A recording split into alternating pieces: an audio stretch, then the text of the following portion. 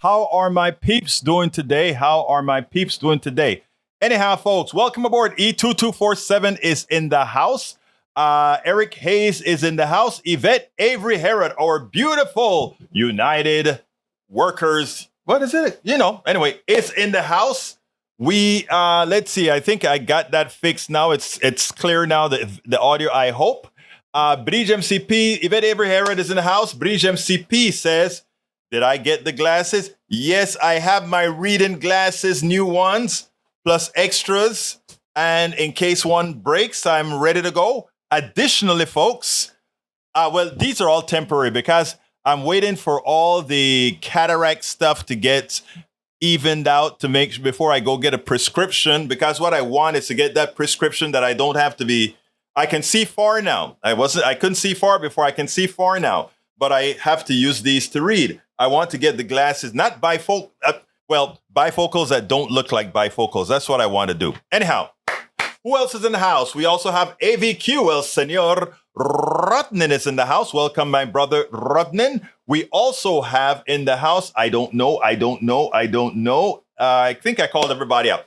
Anyway, we are going to have a great time.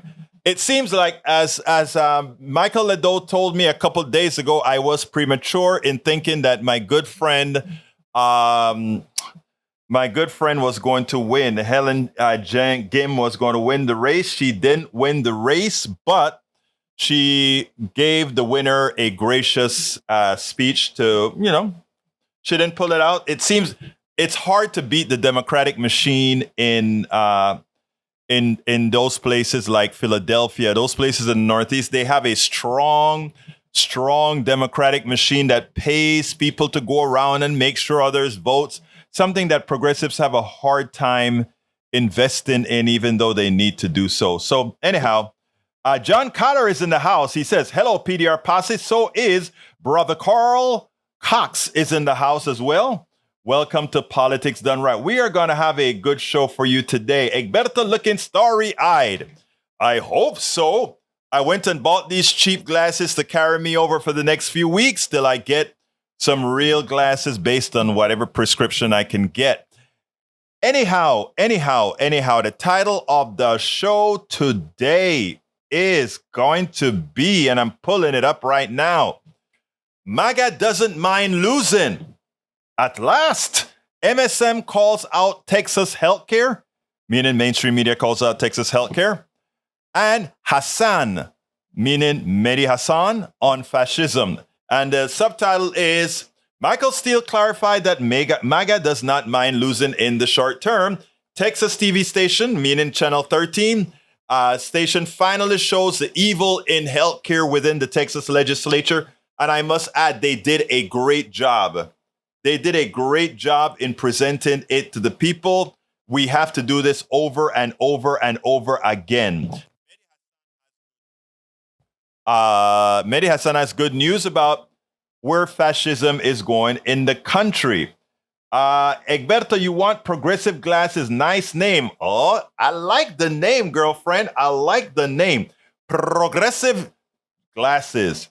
Okay, I like that. Maywood is also in the house. Welcome aboard, Maywood, to the show. All right, let's see what you guys are saying. Michael Rudnan says, just got home, walking way too much today, all sorts of tired, and it looks like one of my favorite sneakers are starting to fall apart. Guess tomorrow's gonna be shopping day. We'll be away. And when you get those new sneakers, my brother, put those new sneakers and sport the Politics Done Right shirt. Give us a picture of the new Rotnin. We want to get that up on the wall as well, if you are inclined to do so. Eric Hayes says, why is he vetoing?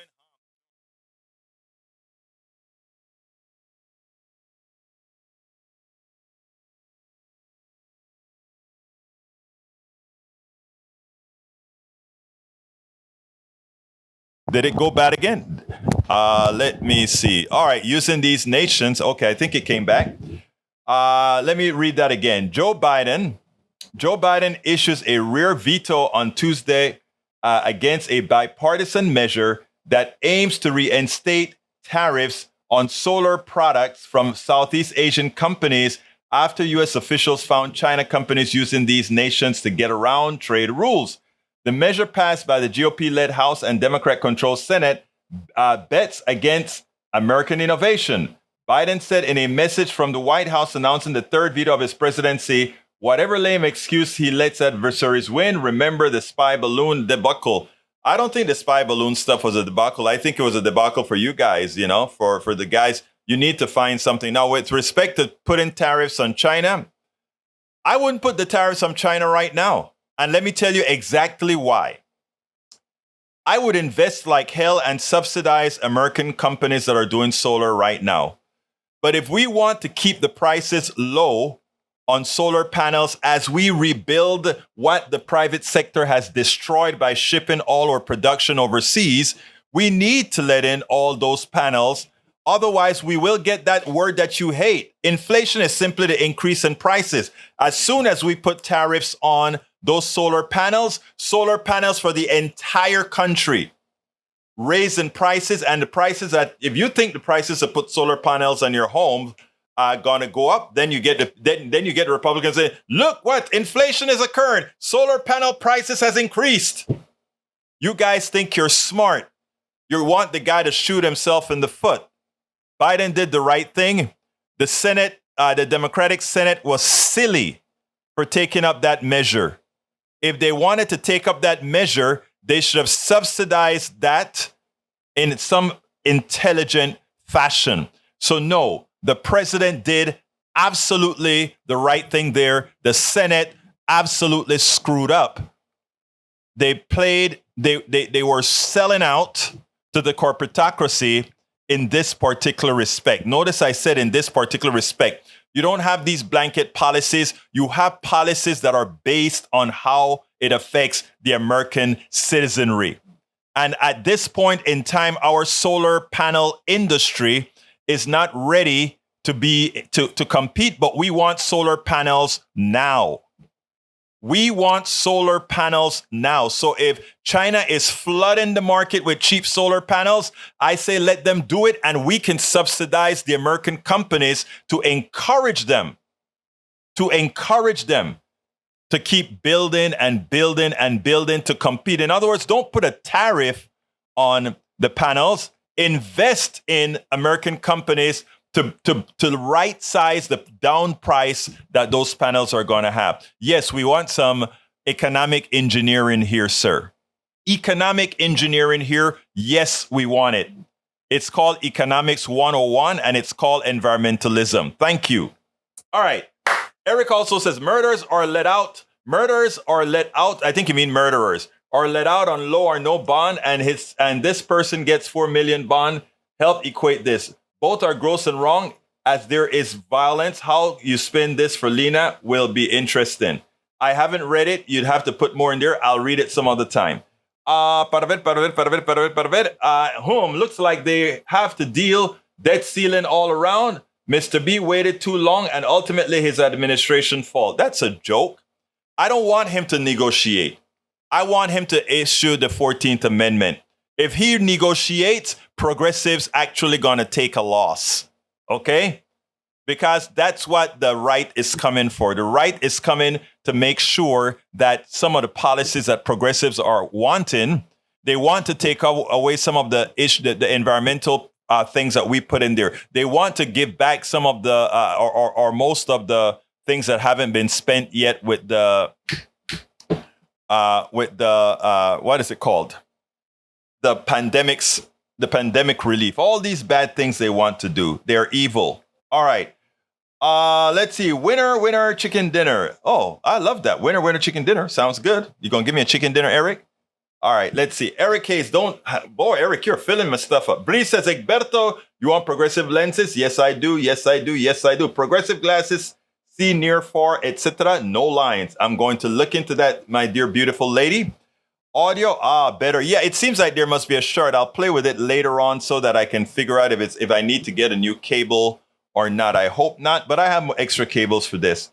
Our British MCP says Mike keeps going in and out. I trust that it's not going in and out anymore. Back, all right. Folks, let me know. I tell you, British, so that I get it real time, because sometimes it takes us about 10, 15 seconds behind. If for some reason I start checking out again, I ask you so kindly to text me, Bridge. I ask you so kindly to text me and let me know. All right. Continuando con lo que estamos haciendo ahora mismo, continuing with what we're doing right now. Eric says China put a bad product out for the American people and good for others. Same goes for drugs. If you really think China is going to have two supply lines simply to screw the United States by putting bad stuff out, when if they get caught doing that, it would simply mean we stop buying, and they want us to buy as well. It boggles the mind. It makes no sense what you're saying. Eric, sometimes you have to be careful where you get your information. You really do. All right. Egberto, the guy shot people with pellet guns and got 4 million bond, but Harris County the guy who was shooting kids randomly. Don't you think he needs to be off the street because it's not a crime of passion or something like that? It is actually him going out and hunting. I see what you're talking about. He went out there to hunt. I know the story. He went out there hunting human beings. So yes, he deserved the 4 million. Está bien. Okay.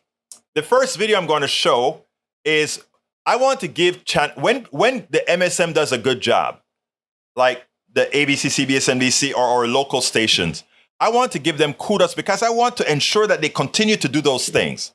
And that's what Channel 13 did last night. Channel 13, go to the Channel 13 website. I think it's abc13.com. I'm telling people to go to the website because I'm so happy with what they do and watch the entire program. I took snippets out for this narrative to explain because some of the things that I'm saying with regards to the Medicaid expansion to the Affordable Care Act, they can't quite say it the way I can because they're mainstream news organizations, so they're very timid and they have to cater to all the people that advertise on them, etc. So they can't say it the way that I can. And by the way, anybody who wants to call into the show, remember you can call in back dial in 281-823-7747. Again, that is 281-823-7747, and I'll take your call. But for now, let's go ahead and start the program with the first video, which is a kudos to Channel 13 and to further explain what has occurred, and I really mean this, in the evil done by our Texas Legislature. They are killing Texans. Here we go. I want to give Channel 13 some big kudos for what they did on Medicaid expansion to the Affordable Care Act. Unfortunately, it's a bit too late. The session is almost over in Congress. But I mean, they interviewed Joe Freudenberger, the CEO of Oakland Medical Center, and listen to what he had to say about insurance in Texas. We are the worst state when it comes to having uninsured people. Check this out. We have the dubious honor of being the least insured state in the United States, which is not a proud distinction. Now, it is interesting, right? It is interesting. The excuse that David Balat, I want you to listen to David Balat. He's right on healthcare. What a name, right on healthcare. Listen to what he had to say as far as the reason why we shouldn't take the Medicaid expansion to the Affordable Care Act. Again, 40 states take it because all these states right now have paid their money into it. Listen to what he said as far as why it is that we shouldn't take the Medicaid expansion to the Affordable Care Act. Medicaid expansion is extending that out to able-bodied adults. We have to take into consideration those people who are most vulnerable that would be crowded out by the added folks into the program with an already limited supply of physicians and facilities. What is extremely sad about that is that he's telling you, well, you know, there are not enough doctors or it would overburden the system. What a pot of crap that is. First of all, when people are getting ready to die, those that have no insurance right now because they don't have the expanded health care, you know what? The system still has to take them. When they get into the emergency room, the system has to take them. The only difference here is the system will milk that person for whatever they're worth, and then the state has to come up with the rest. Now, I want you to understand this.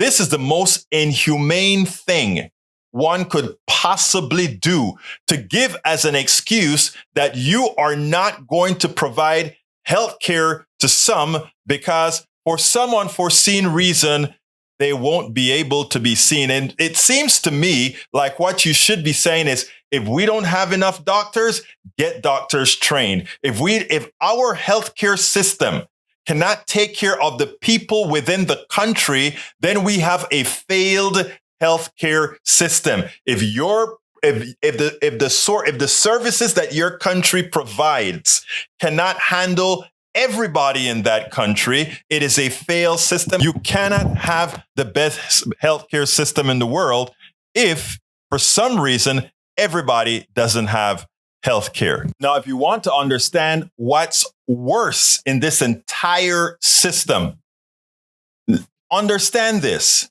The way the Medicaid system works right now, the federal government pays for 60% of it, and the state has to pay 40% of it. If a state decides to accept the Medicaid expansion to the Affordable Care Act, that changes completely.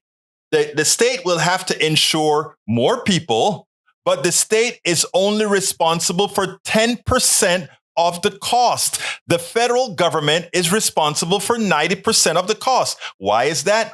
All the states, whether you accept Medicaid expansion to the Affordable Care Act or not, you are all paying the taxes that covers the Affordable Care Act. You're still paying the taxes, whether you accept the Medicaid expansion or not. It is an ideological thing in Texas. In the 10 remaining red states that refuse to accept the Medicaid expansion to the Affordable Care Act, they prefer to have their citizens dead. They prefer to have their citizens virtually murdered than to provide them the health care that is there for them to have. It is hard to understand why the media. I was completely impressed with the coverage that Channel 13 just gave the issue. They did it in a completely cogent manner. Of course, they cannot speak to some of the issues that we can speak here at, because again, we're independent. We're not dependent on ads from corporations or from anything like that. The government can't control the things that we say. They can't shut down our FCC license or anything like that. It behooves me that most Texans that continue to vote for those charlatans, that continue to vote for those evil people in Austin, don't understand that the monies are there for them to use. The monies are there. Listen to this little piece from the Channel 13 piece as well. It is so important that we understand this concept. It is so important that folks understand that it is a choice we are making to kill Texans who get sick. We are making that choice because of those we decided to elect, for those who we decided to believe. Check this out. Right now, the federal government pays for 60% of Texas's Medicaid program, with the state picking up the rest of the cost. Under expanded Medicaid, the feds would pay for 90% of the program, with the state only having to contribute 10%. Now, we have Texas Senator Nathan Johnson. He's been pushing to attempt to put some soul, to put some humanity, to put some humaneness into these Republicans in the state legislature in Texas. Please provide folks with health care. It's a travesty that we, the country that likes to claim that we have the best healthcare system in the world, in a country, in a state that has the medical center where people fly from all over who have the means to pay, come here to pay for services Texans can't use. People. Listen to what the Texas senator had to say. What we're talking about is taking the tax dollars that we're all paying in federal income tax that go off to Washington, that are currently being sent to 40 other states to cover healthcare costs, but not to Texas. It's a tragic failure of vision on the part of the politics of the state. Earlier on my internet show yesterday, one of the listeners said, we can't do anything. It's the government and we don't have control of the government. To which I told him, that is the saddest thing that I've heard all day. We do have control. If we did not elect Dan Patrick, if instead we elected Michael Collier as our lieutenant governor, the most powerful elected office in the state of Texas, if instead of electing that crook that we have as the governor of Texas, Greg Abbott, if we had elected instead Beto O'Rourke, we would have had Medicaid expansion to the Affordable Care Act. All those rural hospitals that continue to close around Texas would remain open. All those hospitals that have already closed in Texas would get a rebirth. All those people in rural areas, in urban areas without health care, suddenly they could see a doctor. And don't tell me we don't have enough doctors, because if you're telling me we don't have enough doctors, what you're saying is you have relegated a segment of your population to live a life of illness and death. We have to call it out as it is. It's a failed governmental system that prevents Texans from having access to health care that is there for them to have, except that the politicians that they elected, the Republican politicians that they elected, decided to deny them care, decided to deny them health care, decided to put a death sentence on a large percentage of the population, much of whom voted for them. Absolutely so. Let me tell you, Bridge, your last question. Egberto, so what does that state do with that money? Actually, Texas is so irresponsible, right? Let me explain what occurs right now. Right now, Texas, every state offers Medicaid, and they have how you qualify for Medicaid based on income, etc. But there is this small window of people and rural America. When you're listening to this podcast, I want you to understand this. This is not about progressive or conservative. This is about the people that you are electing getting you killed. Let me explain. The way Medicaid works, there is a small window of very poor people who have no assets. They qualify for Medicaid. In other words, if you have assets, if you have land, if you have all these other things, right? Before you qualify for Medicaid, you have to unload all of your assets and most of your assets. There are some exceptions, but pretty much. So here again, this is important for people to understand. If you don't want, or rather, if you want to qualify for that level of insurance, you have to liquidate everything. So you don't have anything to live on. If you got the bad luck that you're going to get a sickness, that the private insurance that you can't afford private insurance, and you have to be poor to get the Medicaid. If you're not poor, which that's most people who are not poor, I tell you what, let me put you on, let's hold for a minute and go ahead and get the phone. All right, let's see. Who do I have the honor of speaking to? Hello. Hey, this is Tom Jones. Is this Wills? Hello? Hello? Yes, Yeah, go ahead. Tom Jones. Is this Willis? Yes, it is. Who are you trying to reach? Yeah, I'm trying to reach Willis, Alberto. I think you're not calling our program. You may be calling just for a sale, so I can't take you right now. All right. Anyhow, let's do this. This is what we really need to talk about. If you are very poor, you get aid in Texas just fine. You get aid in Texas just fine. The state is responsible for paying 40% of whatever your medical bill turns out to be, and the state and the federal government gives 60%. So Texas is on the hook for 40%. Now, every state that takes the Medicaid expansion to the Affordable Care Act, you no longer have to be dirt poor to get that insurance policy. The Medicaid expansion actually puts you at not below poverty level, but above poverty level for you to still qualify for Medicaid. There are a lot of people that are working 2 and 3 jobs. They're working hard. They cannot afford health care. They just need a helping hand. That's what the Medicaid expansion to the Affordable Care Act does. Okay? And if the state, and by the way, the only reason it had to be written that way, the way they did it, the Medicaid expansion to the Affordable Care Act, is because Senator Kennedy died.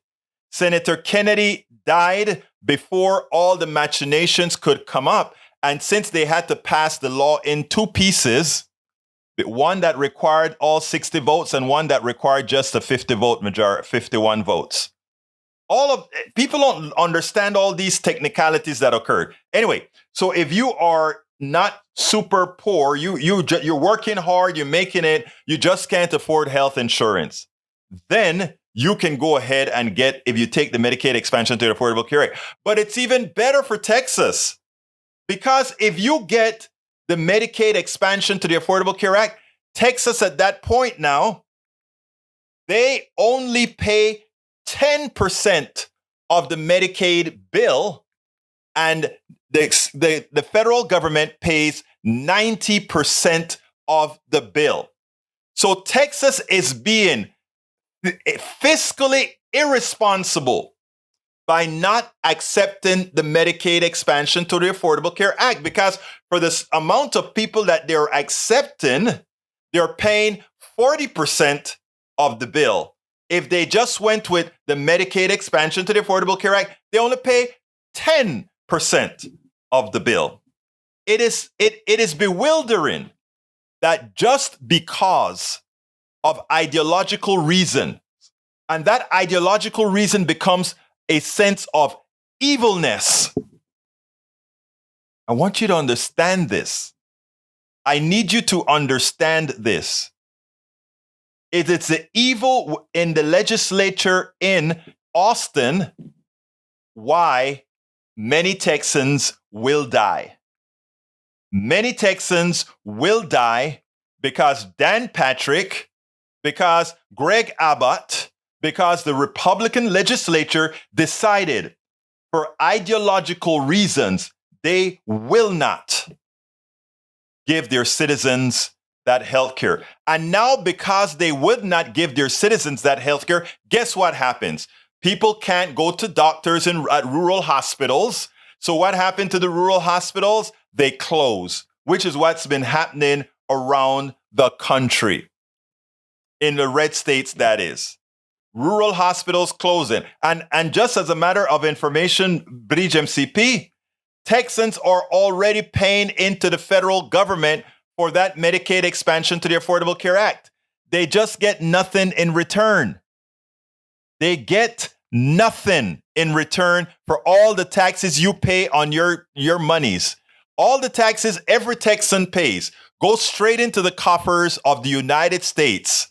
And they then pay California health care, Medicaid expansion in California. They pay Medicare expansion in New York. They pay Medicare expansion in North Carolina. They pay Medicare expansion in Oregon, Washington, and all these other places. And Texans, all these other states, thank you because of who you have as your lieutenant governor, and a derelict and evil Republican legislature that is telling you, I rather you dead than giving you insurance. Egberto think it's all free. I know nothing that says it's all free. Again, Eric, I laid out the facts. You have your choice.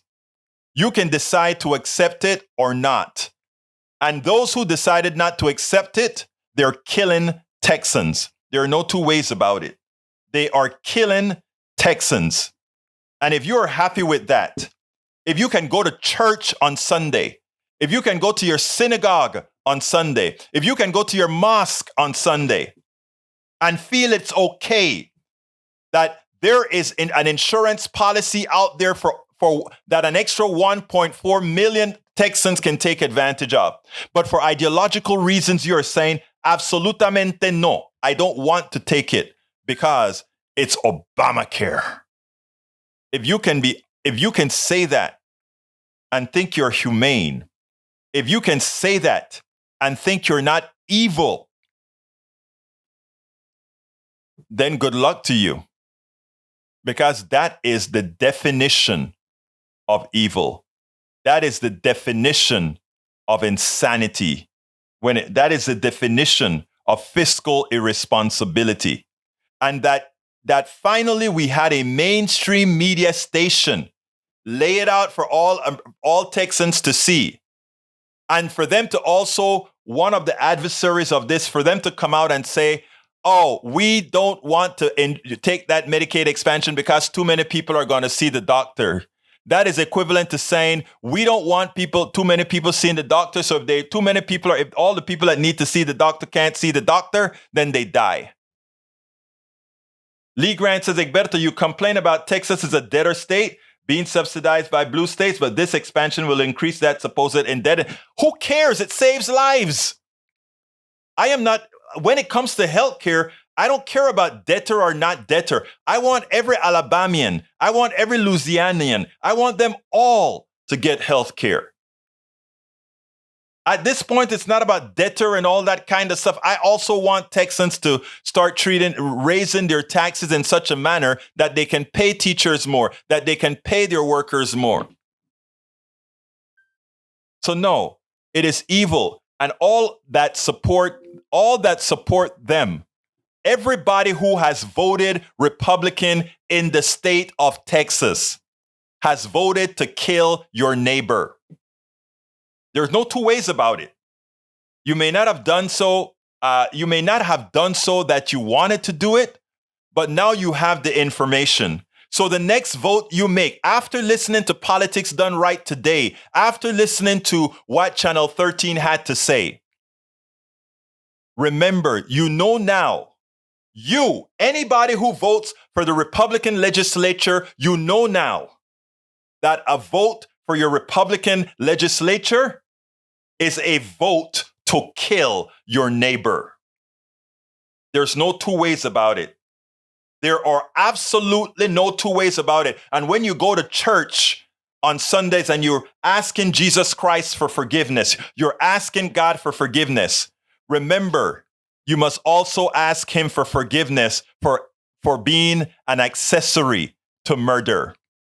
When you go to your mosque, go knowing you are an accessory to murder, because you know now that the monies are there to protect and to save your fellow citizen, and you chose not to do it with your vote. And these politicians know better.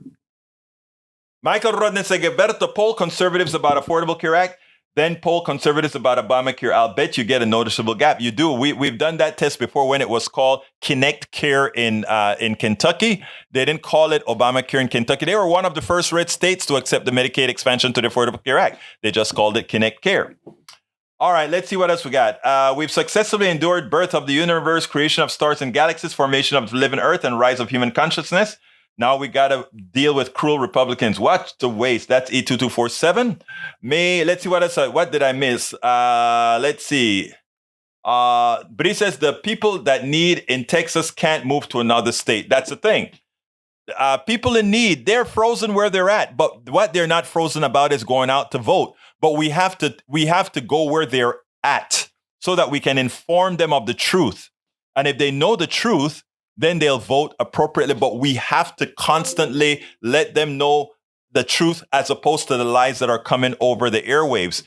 And again, that is what for me was so impressive with the Channel 13 piece. I put the link in there. I want you guys to, especially here in Texas, to go see the piece. They weren't as rough on the Republican politicians as I was. But I want you to know that now that you know that, every vote for a Republican is a vote to kill your neighbor, to kill some of your neighbors. It is so important that that be realized. Egberto, remember Massachusetts did great with what we call the ACA Obamacare, yeah, way before it was ACA. No complaints there. Actually, that's what Romney did. Romney developed, worked with, again, Obamacare is a Republican bill. It's a private insurance bill. It's a Republican bill.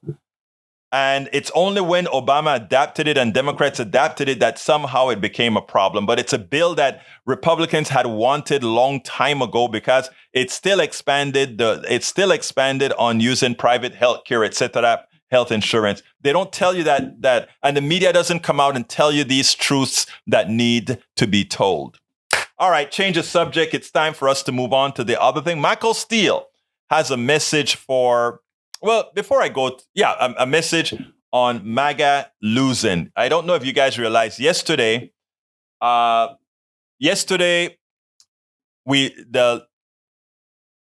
Republicans lost Jacksonville.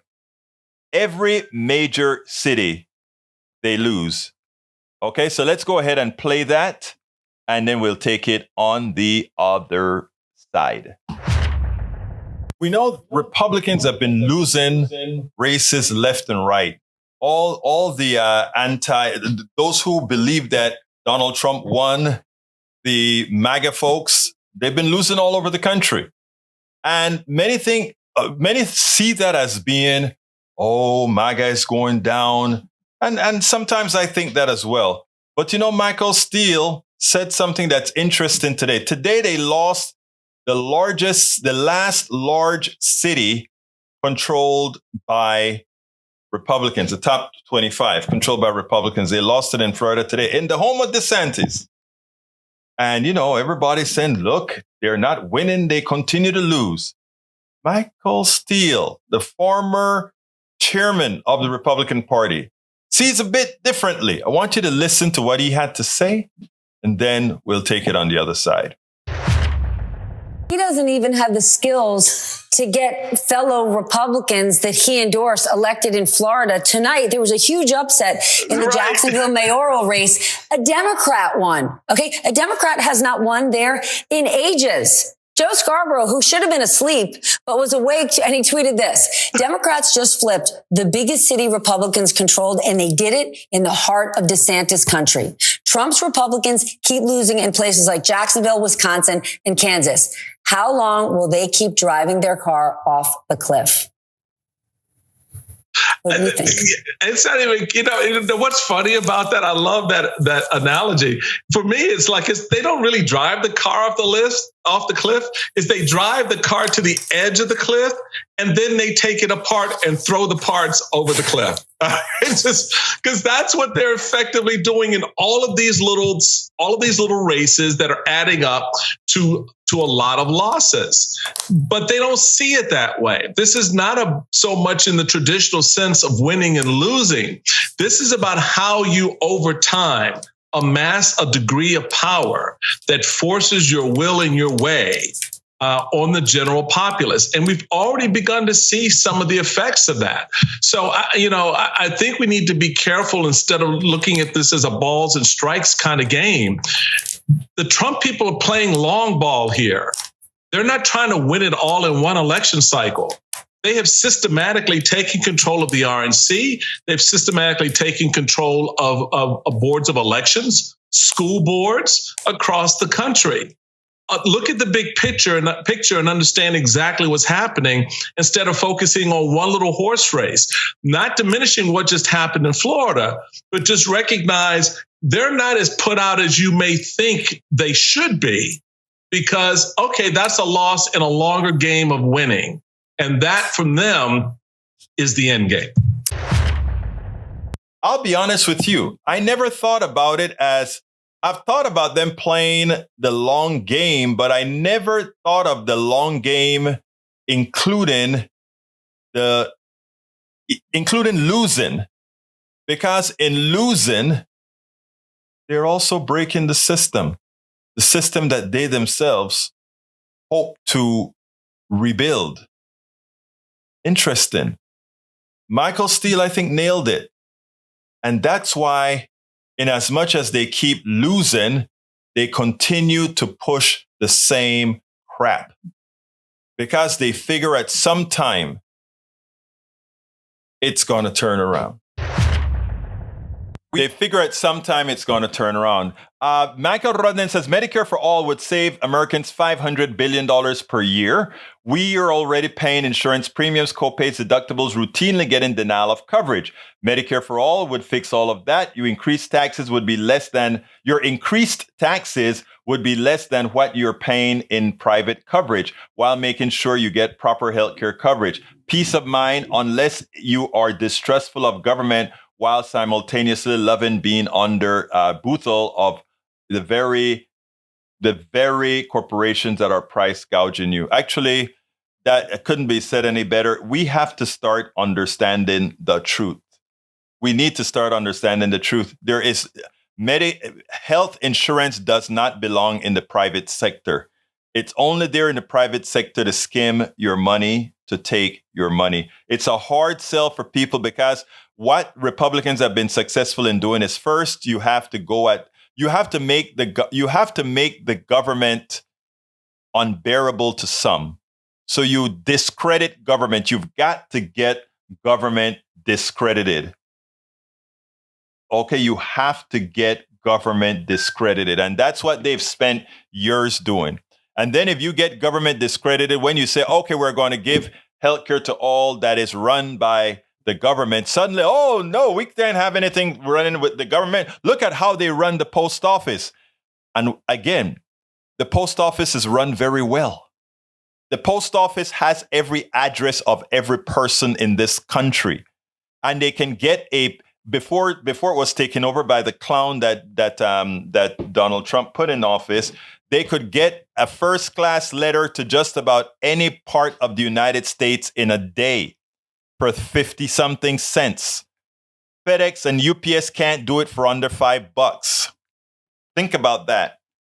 So when we talk about the efficiency of government, even though the post office, a lot of people say, oh, but the post office isn't particular government. Well, why do you treat it like government when you talk about their healthcare, et cetera?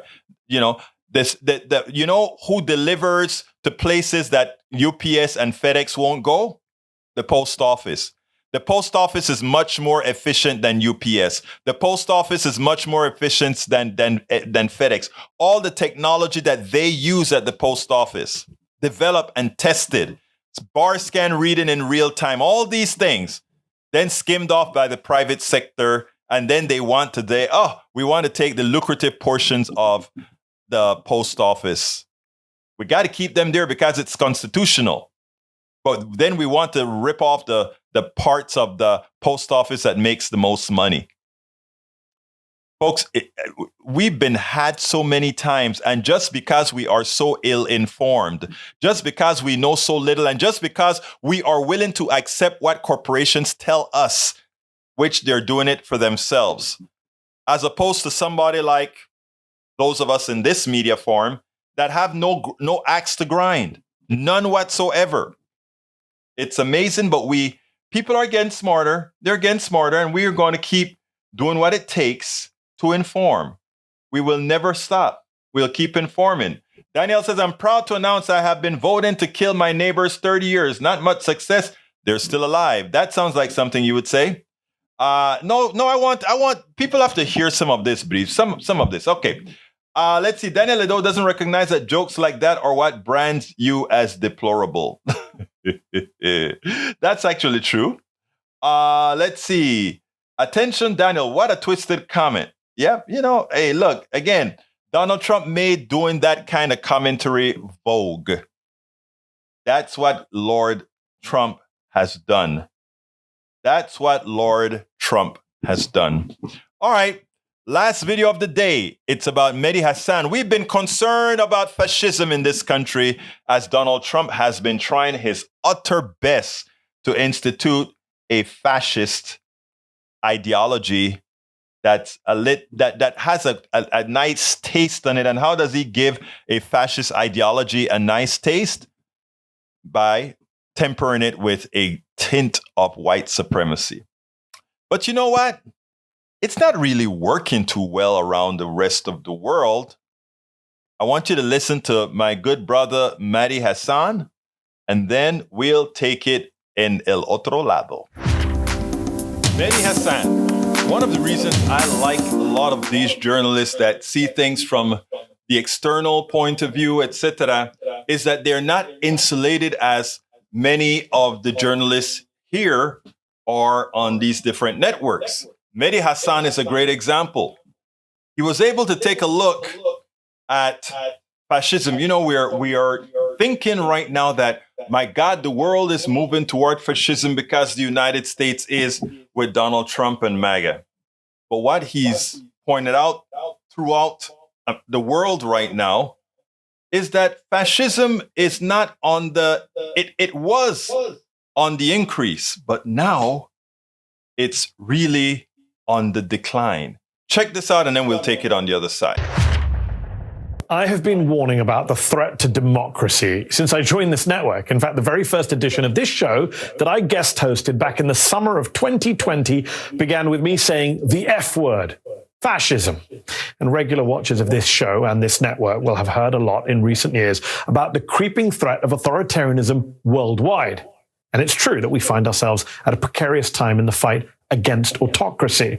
But that is why it is all the more important to note that there is pushback against that creeping authoritarianism. It isn't all doom and gloom.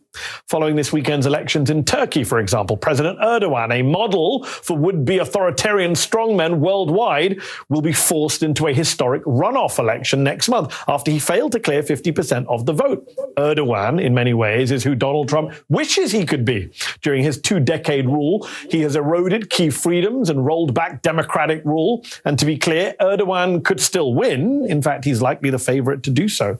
Still, this is the first time he's ever had to campaign in a runoff election as a presidential candidate, and it marks a new era for the opposition parties in Turkey.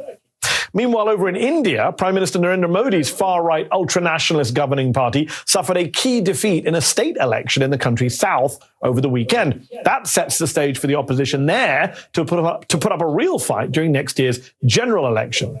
And in Thailand, journalists are calling early results from that country's elections a political earthquake after a youth-led opposition movement roundly defeated the authoritarian, conservative, military-backed regime that took control of the country during a coup nearly a decade ago. And all of that was just in the past few days. Last year, French far-right populist Marine Le Pen lost a presidential election for the second time and stepped down as her party's leader. Not long after that, Brazil's President Bolsonaro, another authoritarian and Trump wannabe, lost re-election to Lula, a popular left-wing leader. Notably, Bolsonaro didn't put up much of a fight before fleeing to Florida, although his supporters did attempt a half-hearted January 6th-style insurrection. And of course, here at home, the actual January the 6th, as awful as it was, only happened because Donald Trump lost by 7 million votes after American voters rejected his neo-fascism and racism. So while we must remain vigilant in the fight against global authoritarianism, and there is a long way to go, those of us who care about the future of global freedom and democracy can breathe a little easier tonight. So yes, Bolsonaro lost. We had a lot of other right-wingers that have been losing elections because the people really have that fervor for democracy. So while we are still fighting here in the United States as far as whether MAGA will succeed, yes, they're playing the long game, but you know what? Most Americans know better. And in the long run, disinfectant, they'll see the light. They'll definitely see the light in the long run. That's why we're doing what we're doing. That's why there's a politics done right.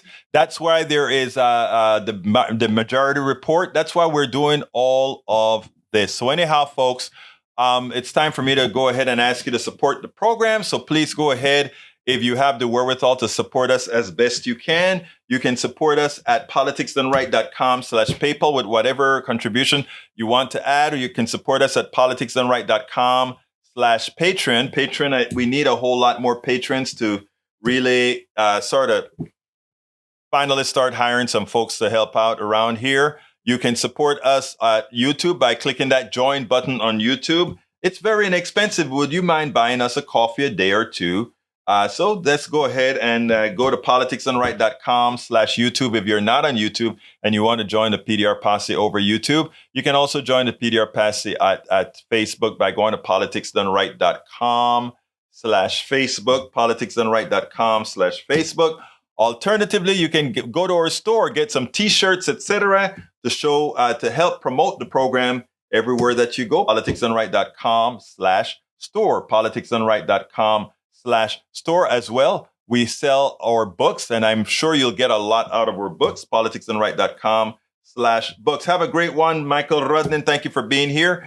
Now, if you want to find all the different ways in which you can support our program, go to politicsdoneright.com/support, politicsdoneright.com/support. It has all the different forms in which you can support this program. I'm going to be sending out an email later on today. You know, we're heading out to Netroots Nation 2023, where we meet all our progressive activists. I'm going to be making some offers to you. Those who support our trip to Chicago will be featured on every single one of the videos. Your name will scroll on the videos, and for different price points, we'll offer things like a link from our website to wherever you want to go, et cetera, et cetera. Should be writing that up today. But anyhow, folks, we got to get out of here. I'm going to be out a few minutes early today. My name is Egberto Willies. This is Politics Done Right. You know how I end this baby. How do I end this baby? I am what? How? We spend a lot of time deconstructing the news, trying to parse it into a form that everybody can understand. We try to find those little nitpicks where it flies above the fray, etc. If you really like these videos that we do, I want to ask a big favor. Please go ahead. Number one, subscribe to our channel. And number two, please join if you can. Thank you so kindly for watching. Keep watching. Please remember to share. We must populate the entire internet with our progressive message, a message that we know is what most Americans say that they want. So help us, please join.